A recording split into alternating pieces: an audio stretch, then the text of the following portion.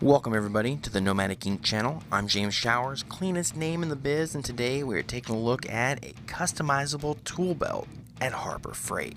Now what's this all about? Well, we're about ready to take a look at it. $25 for this tool pouch.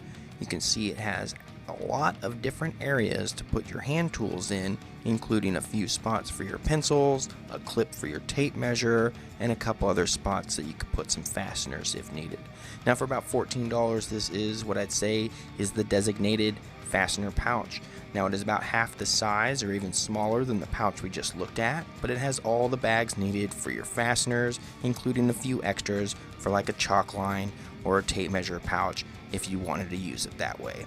Now we're going to take a look at a few other supplemental items that they have for this tool bag customization, like this power tool holder right here for about $7. They've got a full suspension kit right here. What is that, like $12, $13?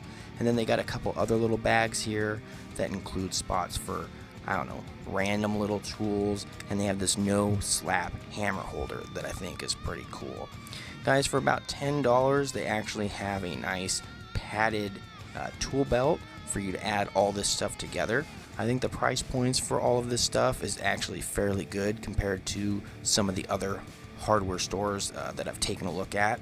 Now this is pretty interesting. It is a screw gun holder or a holster for a screw gun, and it has this cool little pouch on the front that you can basically zip shut so you don't lose any of your valuable tips.